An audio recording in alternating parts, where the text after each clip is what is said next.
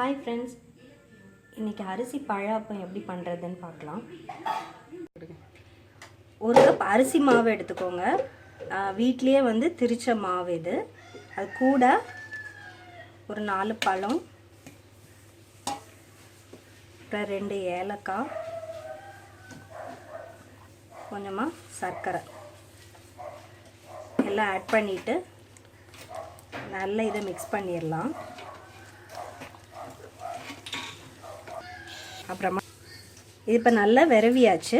இனி இதை ஒரு 2 மணி நேரம் ஊற வச்சிடலாம். இப்போ நம்ம அப்பத்தை சுட ஆரம்பிச்சிடலாம்.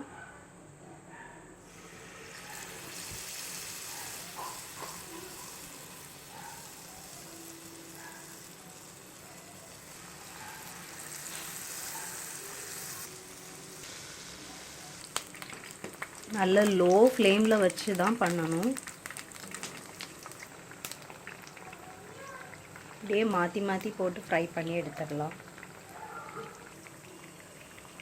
இப்போ இதை எடுத்துடலாம். ஃப்ரை ஆயிடுச்சு. அவ்வளோதாங்க, அப்போ ரெடி ஆயிடுச்சு. நீங்களும் ட்ரை பண்ணி பாருங்கள்.